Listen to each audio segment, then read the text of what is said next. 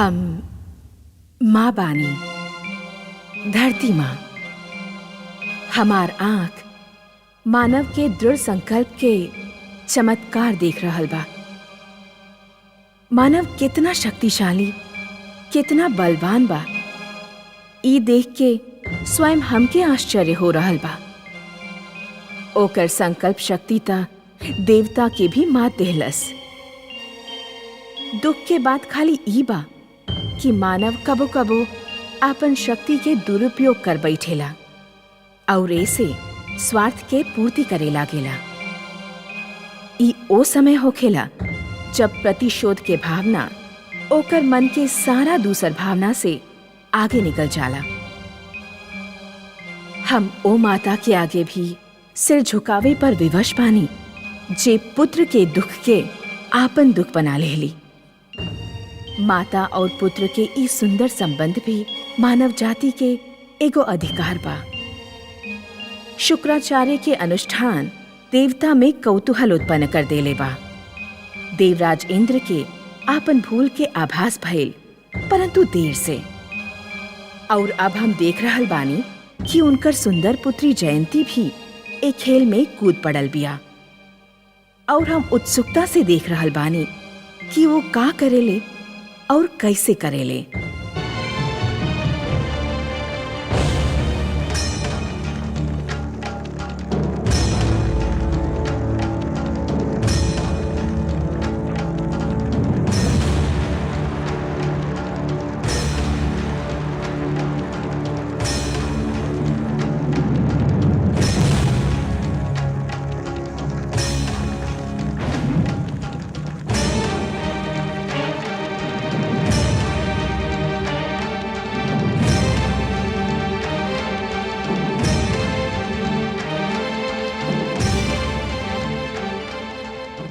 हम संजीवनी मंत्र ओही के देव जे 1 वर्ष तक धरती के 365 दिन वृक्ष से उल्टा लटक के जल और अन्न त्याग के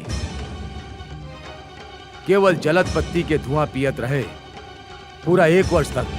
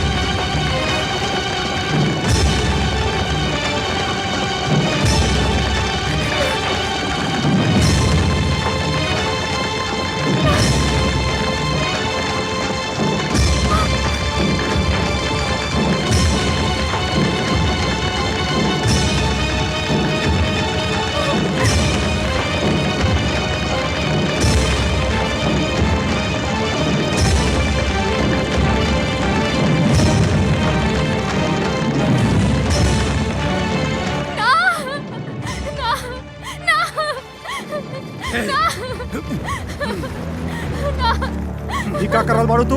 अग्नि के बुझाई, शीघ्र अग्नि के बुझाई, ना तो अनर्थ हो जाई। अरे के बाड़ू तू और तू का कर देलू? हम अग्नि में मिर्चा डाल देले बानी। भगवान खातिर जल्दी करी, अग्नि बुझाई, अग्नि बुझाई। हर्षल, हमनी अग्नि ना बुझा सकेनी। गुरुदेव के यह आदेश बा। ना ना ना ना, अग्नि बुझाई, अग्नि बुझाई। छोड़ दी हमके, छोड़ दी हमके, छोड़ दी हमके।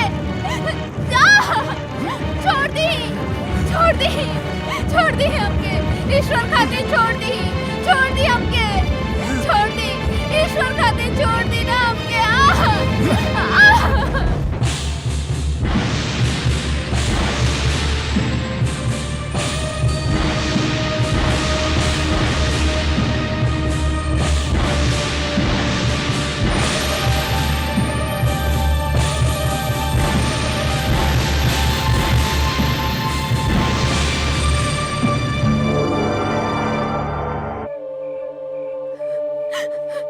हे विधाता, हमार हाथ से ही कितना बड़ा अनर्थ हो गई। हम तो बस गुरु शुक्राचार्य के अनुष्ठान रोकल चाहत रहनी, उनका प्राण ना लेहल चाहत रहनी। हम धिक्कार बा हम पर, कितना स्वार्थी बानी हम।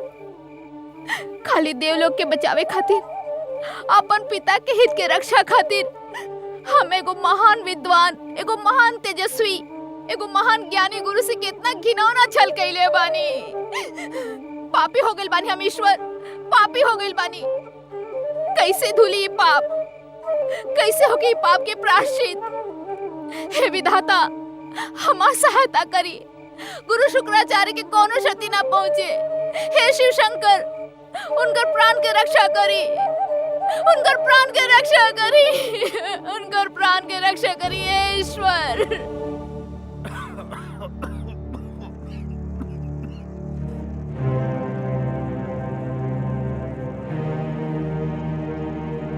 हमने गुरुदेव के ए अवस्था में ना देख सके नहीं। हर्षल उनके वृक्ष से उतारे के होखी। ना महाराज, हमनी के गुरुदेव के इच्छा के विरुद्ध कोनो कार्य न करे के चाहिए। यदि हमनी के उनकर अनुष्ठान में विघ्न डलनी तो हमनी के कबो क्षमा न करी है।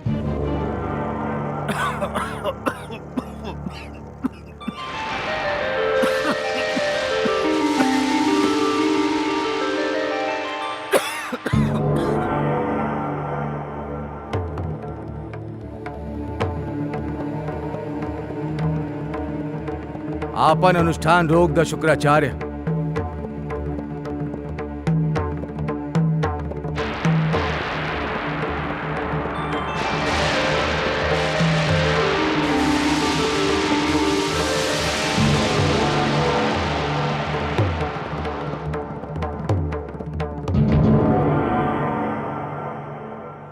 घोर अत्याचार भइल बा तोहार संगे गुरु शुक्राचार्य, अक्षम्य अत्याचार। ऐसन षड्यंत्र देवराज और उनकर पुत्री के शोभा ना देला, परंतु तू अपन अनुष्ठान रोक काहे न देला। हम तो के पत्ती के धुआं पिए के खातिर कहले रानी, मिर्ची के धुआं पिए खातिर ना। हे महादेव, यदि हमार प्राण भी चल जाए तभी हम ये अनुष्ठान के ना रोकते।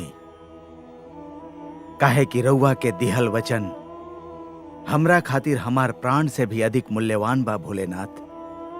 हम जान ले रहनी कि तपस्विनी के वेश में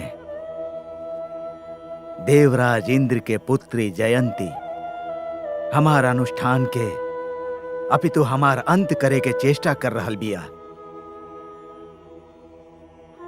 बाकी महादेव, हम चुपचाप ये अन्याय के देखत रहनी। राउर आदेश हमार कान में गूंजत रहल। हम राउर आदेश के अवहेलना ना कर सकनी। तू धन्य बा शुक्राचार्य। ऐसन महान निष्ठा, ऐसन अपार सहन शक्ति के प्रदर्शन करे के तू हम के प्रसन्न कैला। तू ऐसन परिस्थिति में भी अडिग रहला जे के झेल पावल केहू खातिर भी संभव नहीं खे। हम तो अब भी अपन अनुष्ठान पूरा कई चाहत बानी महादेव। रउआ से संजीवनी मंत्र प्राप्त करे खातिर हम कोनो भी यातना झेल सकेनी। अब एकर कोनो आवश्यकता नहीं खे। जयंती एगो षड्यंत्र रच के संजीवनी मंत्र पर देवराज इंद्र के अधिकार समाप्त कर देलस।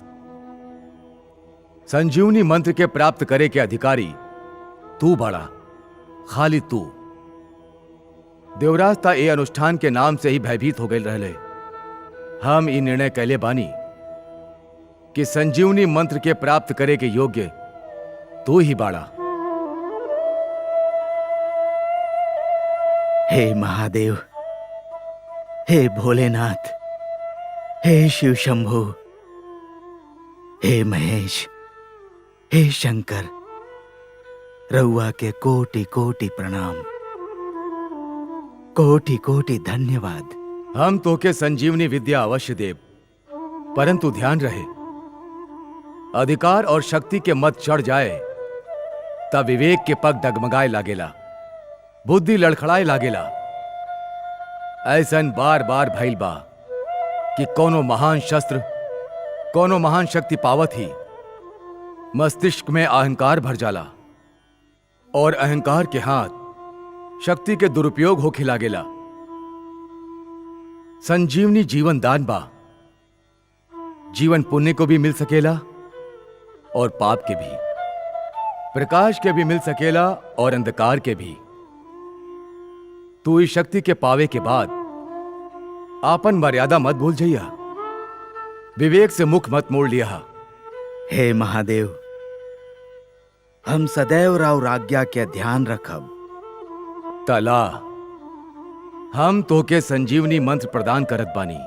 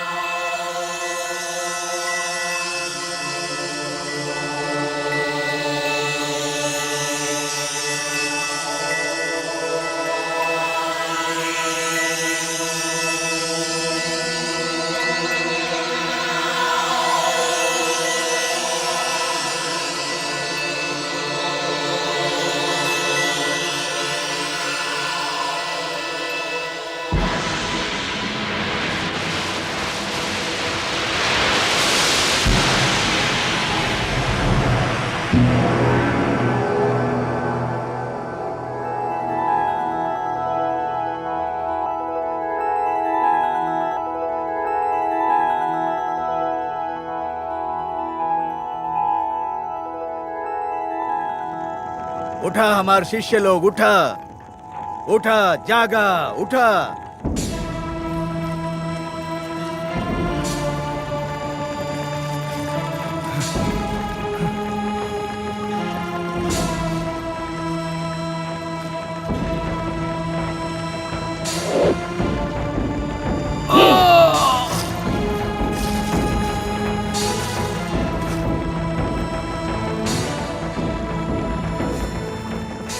गुरुदेव, ये का कर नहीं रहुआ?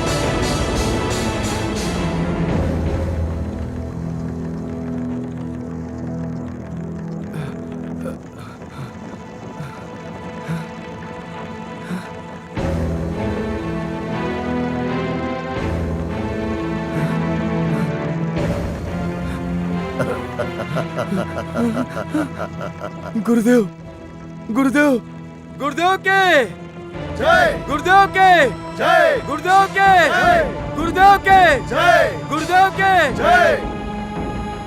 मिल गई, हमके संजीवनी मंत्र मिल गई। अब तोहनी में से केहू के मृत्यु ना आई। यदि आई तो हम वो मंत्र से तो के पुनः जीवित कर दे। हमार प्रिय शिष्य लोग, तुहार सौभाग्य लौट आइल।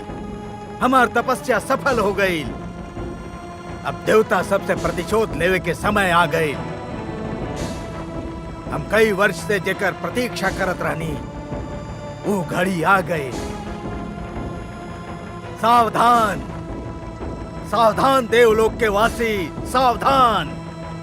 हे देवता लोग, हमके वो शक्ति मिल गई बा जेकर उत्तर तोहरा लगे भी नहीं खे।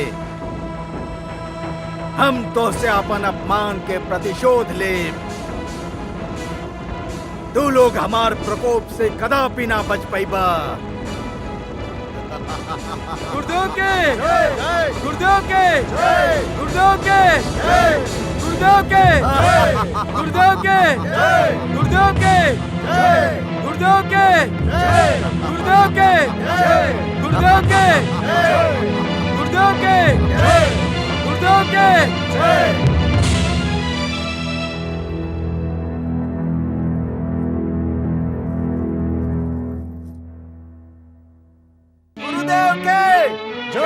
गुरुदेव के जय, गुरुदेव के जय, गुरुदेव के जय, गुरुदेव के जय, गुरुदेव के जय, गुरुदेव के जय। प्रणाम गुरुदेव। यशस्वी भव।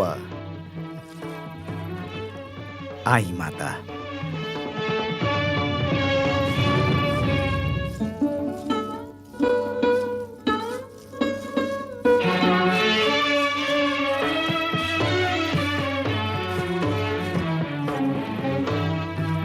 आसन ग्रहण करी गुरुदेव। माते,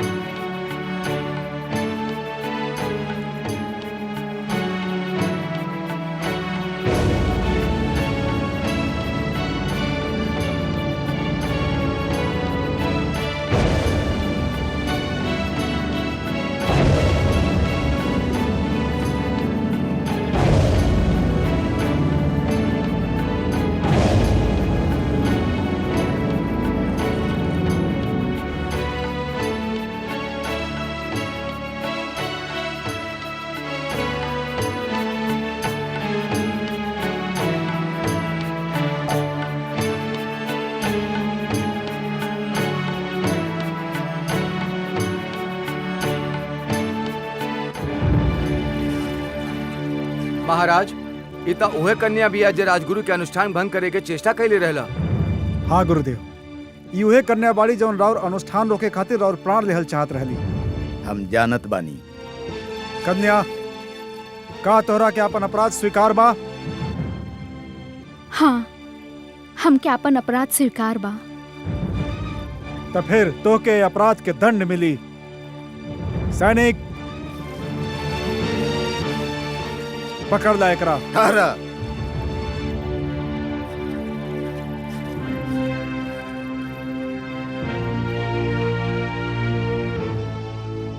ई देव कन्या हमार अनुष्ठान रोके के चेष्टा कैले रहल। ऐसे ही हमार अपराधिनी बिया।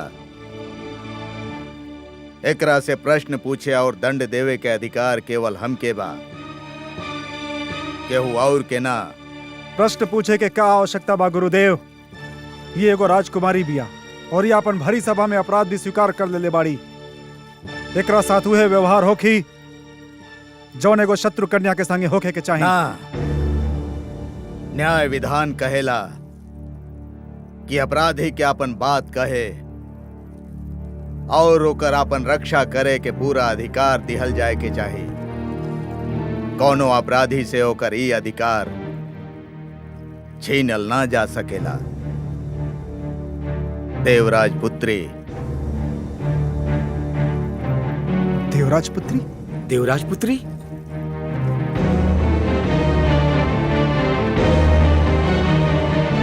हाँ, ये देवराज इंद्र के पुत्री जयंती बिया।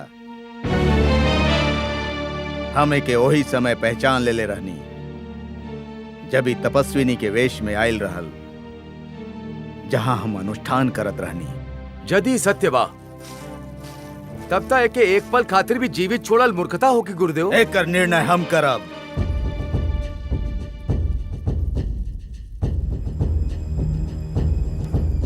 देवी जयंती, तू ही जानत रहलो कि यहाँ यह सभागार में आयल तोहार जीवन खातिर संकट बन सकेला। तू तो अपन प्रयास करके चल भी गई रहलो, फिर तू यहाँ आके अपन जीवन के संकट में काहे डललो? गुरुदेव, इस सत्य बाकी हम वहां से निकल गई रहनी, बाकी हम पीड़ा के उस घेरा से ना निकल पाऊनी जो ई दुष्कर्म के पश्चात हमार मन और हमार आत्मा से उठत रहे। तब फिर तू दुष्कर्म कैले ही कहे रहलू। हम चिंतित रहनी कि राउर अनुष्ठान सफल हो गई तो हमार पिता के सत्ता पे संकट आ जाई। अपन पिता से अथाह प्रेम हमके दुष्कर्म करे पे विवश कर देले रहल।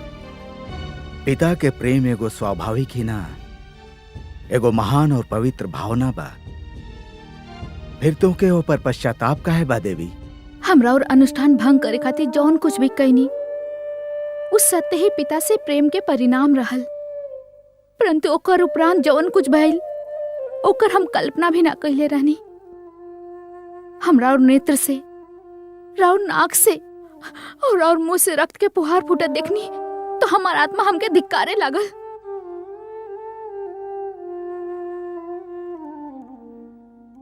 और यही कारण तू अग्नि बुझावे के भी प्रयास कैले रहलू। हाँ गुरुदेव, हम अपन अपराध पर लज्जित रहनी। हमके स्वयं से घृणा होखत रहल और यह लज्जा हमके यहाँ खींच लाइल। सामान्य परिस्थिति में हमके देवराज इंद्र के पुत्री से कौनो सहानुभूति ना होखित, परंतु तू अपन अपराध स्वीकार करके सिद्ध कर दिलो कि तुहार हाथ अपराधी रहल, परंतु तुहार मन ना।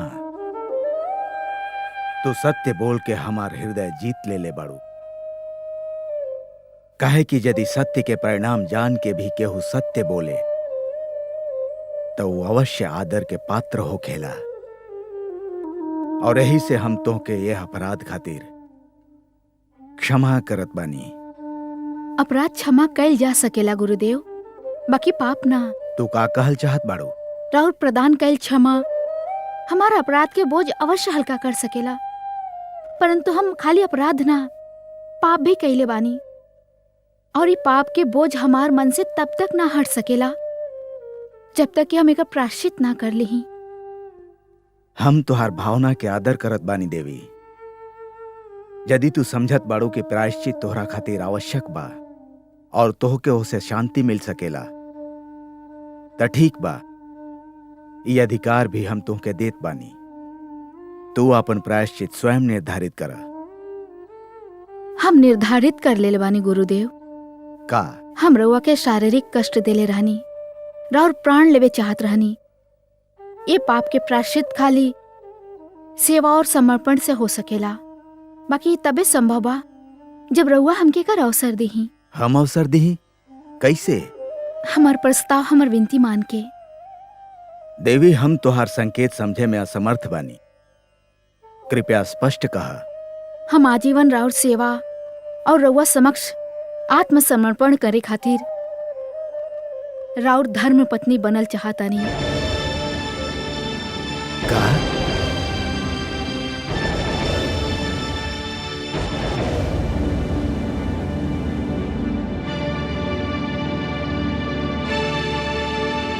रउआ जानत बानी रउआ का कह रहल बानी?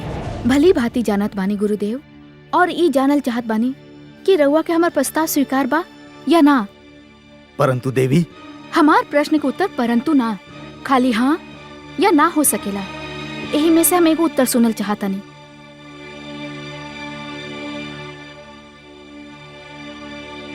राउर मौन भी हमार प्रश्न के उत्तर नहीं है गुरुदेव। देवी, यद्यपि रउआ जौन भी कह रहल बानी मात्र वो भावुकता बा और कुछ ना, फिर भी हम एकर आदर करत बानी। परंतु भावुकता ओस के वो बूंद के समान होखेला जेकरा सत्य के सूर्य के एगो किरण मिटावे खातिर पर्याप्त होखेला। हम ओस के बूंद नहीं गुरुदेव, पत्थर के उ कण बानी जोन दिखे में बहुत छोट और तुच्छ होखेला, बाकी ओके केहू और अधिक ना मोड़ सकेला। हम जौन कुछ भी कहानी वो भावुकता में ना, हमार सोचल समझल निश्चय बा। हे देवी, रउआ देवराज इंद्र के पुत्री बानी और हम दानव लोक के राजगुरु। देवता और दानव एक ही नदी के दो किनारा के समान होखेले, जिनकर मिलाप संभव नहीं खे। हम देवता और दानव के मिलाप के ना, एगो पुरुष और नारी के मिलाप के बात कर रहल बानी। राउर और अपन मिलाप के बात कर रहल बानी। बोली गुरुदेव, राउर का निर्णय बा?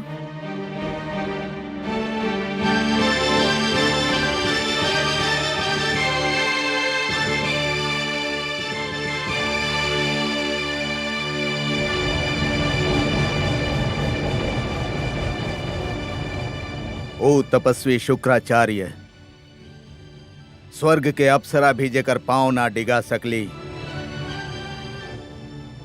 वो एगो कन्या के सामने तर्कहीन होके रह गई। हमके राउर प्रस्ताव स्वीकार बा देवी।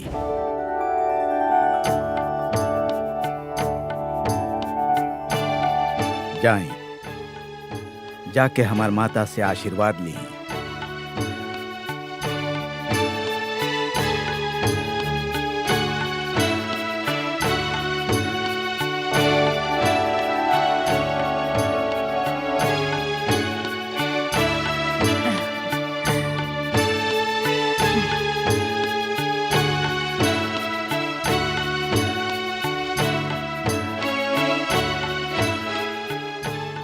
हे पुत्र, संजीवनी मंत्र तो तू अपन शिष्य सबके खातिर प्राप्त कैले बाड़, परंतु तोहार संजीवनी तो इहे कन्या बिया जे तोके सुख दी, शांति दी, परिवार दी।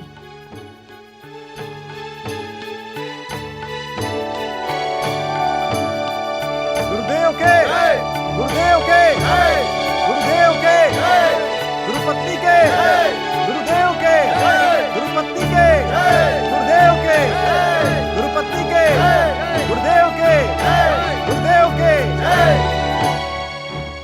हमार रक्त हमके धोखा देहलस।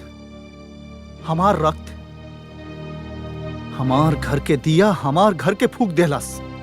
धिक्कार बाइसन संतान के जे के अपन पिता के आदर और सम्मान के भी ध्यान नहीं खे। देवराजेंद्र के पुत्री और दानव गुरु के पत्नी, हमके तो सोच के भी लज्जा आवेला। जयंती हमार सर नीचा कर देहलस। काहे देवराज, काहे लज्जा आ रहल बा रउआ के? दानव राज के पुत्री राउर पत्नी बन सकेले, परंतु राउर पुत्री दानव के पत्नी ना बन सकेले। हम भी दानवराज पुलोमा के पुत्री रहनी, बाकी अब राउर पत्नी बानी।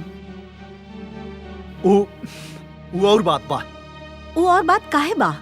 ऐसे कि जयंती राउर पुत्री बिया और हम केहू और के पुत्री रहनी। दानवराज के पुत्री ए परिवार में आ सकेले, परंतु अपन पुत्री दानव गुरु के परिवार में ना भेजल जा सकेले। सची, ये पुत्री के परिवार में आवे जाए के प्रश्न नहीं खे। ये प्रश्न बा हमार सम्मान के। दैत्य गुरु शुक्राचार्य हमार शत्रु संगे बढ़े, और जो शत्रु के साथी होखेला वो भी शत्रु होखेला। इस जनला के बाद भी हमार पुत्री शत्रु के गला में वरमाला डाले, इससे बड़ लज्जाजनक बात और का हो सकेला। केहू के गला में वरमाला डालल एगो कन्या के जन्मसिद्ध अधिकार होखेला, और ये अधिकार रउआ जयंती से ना छीन सकेनी। वरमाला डाले के अधिकार बा जयंती के, परंतु हमारा अपमान करे के अधिकार तो नहीं खे। ओ राउर अपमान नहीं कैले देवराज। ओके अपना कहला पे पश्चाताप रहला। कौनो भी व्यक्ति पश्चाताप की बोझ लेके जीवन भर जी ना सकेला। ओके विश्वास रहल कि खाली यही ढंग से वो अपन मन के बोझ हल्का कर सकेले। यही में ओकर सुख बा, तो फिर हमनी के ओके कैसे रोक सकेनी? हमार बात मानी देवराज, परिस्थिति से लड़ल संभव ना होके तो उसे समझौता कर लेबे के चाहिए। ई नियति के खेल रहल। नियति से न रउआ लड़ सकेनी और न हम। वो अनुचित कार्य कैले रहल, प्रायश्चित करही के रहल। हमनी के कैसे रोक सकेनी?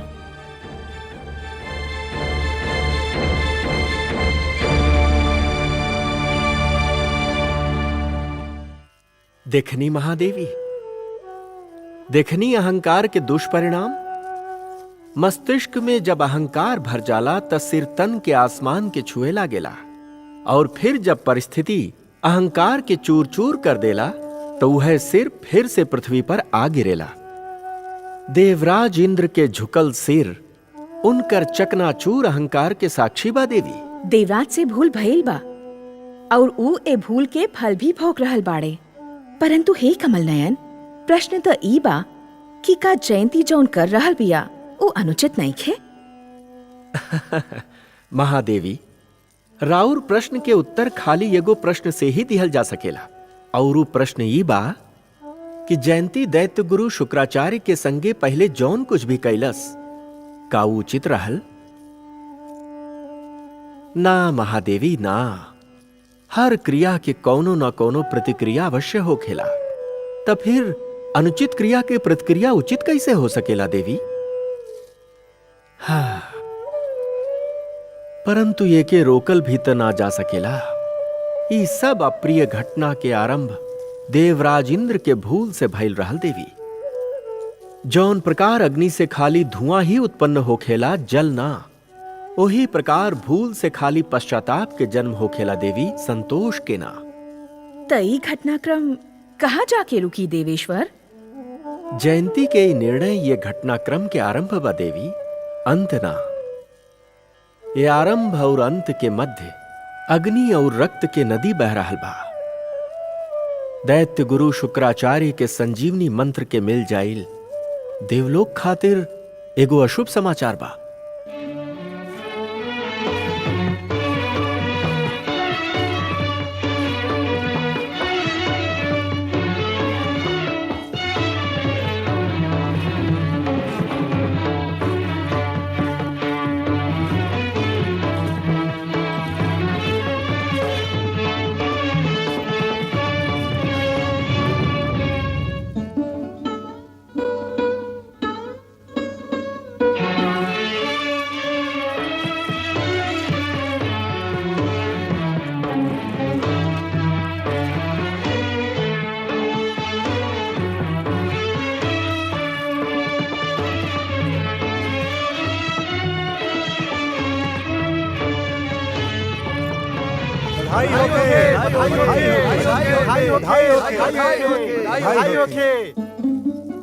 बधाई होके गुरुदेव, बधाई होके।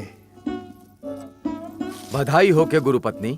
समस्त दानव लोक रउआ खातिर उपहार लेके आयल बा गुरुदेव।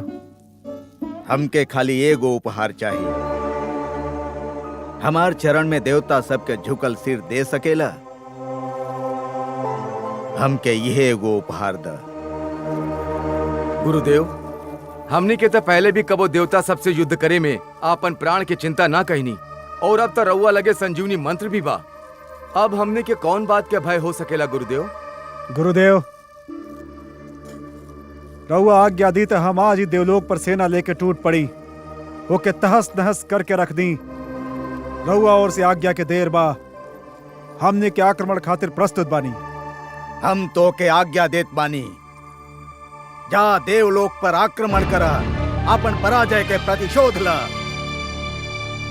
हमके और हमार पत्नी के विजय श्री के उपहार भेंट करा। ये हो कि गुरुदेव। हर्षल, सेना के आक्रमण खातिर आज्ञा दा। जौन आज्ञा महाराज।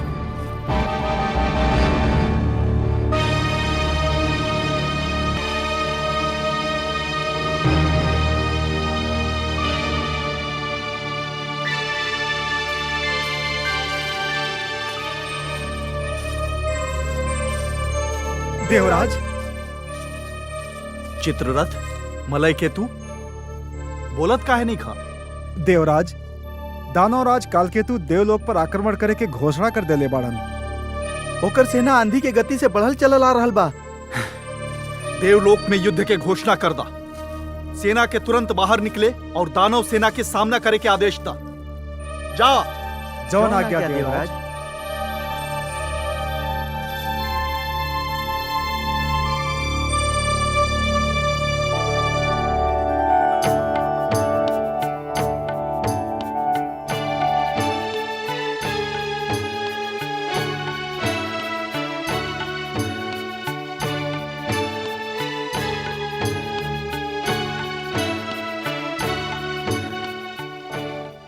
हम रउआ से विदा लेवे आइल बानी देवी।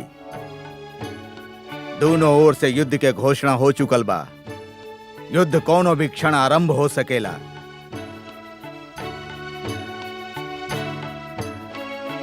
देवी, रउआ युद्ध के बाद सुन के चुप काहे हो गई नी? कई संभव नहीं खे कि युद्ध ना होखे स्वामी। युद्ध ना होखे ई रउआ ऐसे कह रहल बानी काहे कि ई युद्ध राउर पिता श्री देवराज इंद्र के विरुद्ध घोषित हो रहल बा। रउआ जब हमरा सम्मुख विवाह के प्रस्ताव रख ले रहनी तो वही समय हम रउआ के सावधान कर देले रहनी कि हमरा संगे रह के राउर जीवन में कई क्षण ऐसा आ सकेला जब एक ओरी रउआ के पतिव्रत धर्म खींची और दूसरा ओरी पिता के मोह। ना स्वामी ना, पत्नी धर्म में हमार निष्ठा के अपमान मत करी। हम युद्ध के चर्चा ये उद्देश्य से ना कैले रहनी। तब फिर कौन उद्देश्य से कहले रहनी देवी? हम खाली ऐसे कहले रहनी कि युद्ध के परिणाम अच्छा ना होखेला। युद्ध के परिणाम एक पक्ष के विजय और दूसर पक्ष के पराजय होखेला। रउआ जानत मानी देवी कि यह युद्ध में केकर विजय और केकर पराजय होखी। स्वामी, का युद्ध से खाली विजय और पराजय होखेला? और का होखेला युद्ध में? का युद्ध सभ्यता के हानि ना होखेला, नैतिकता के पतन ना होखेला? का युद्ध मन में पलत सुंदर भावना के हनन ना होखेला? होखत होई, परंतु हमरा खातिर ना। हमरा खातिर ई युद्ध देवता के हाथ अपन अपमान के प्रतिशोध के सुनहरा अवसर बा। हमरा खातिर ई युद्ध अपन दानव शिष्यन के दिहल गईल वचन के निभावे के अवसर बा। हम अपन शिष्यन के वचन देले रहनी कि हम दानव संस्कृति के रक्षा करब और ओके विजयी बनाइब। का एकर खातिर युद्ध प्रथम और अंतिम मार्ग बा? हाँ देवी, हम तो मार्ग पर अपन पग धर भी चुकल बानी। तो फिर रउआ छाया के बाती हमके हर पल अपना संगे पाइब। हमरा खातिर हमार पति सर्वश्रेष्ठ बा। हमरा और धर्म पत्नी बानी स्वामी। जीवन में यदि कोनो और नाता, कोनो और संबंध महत्व भी रखेला तो ई नाता के बाद रखेला। रउआ जाई, जब तक रउआ लौट के ना आइब, हमरा और विजय के प्रार्थना करत रह।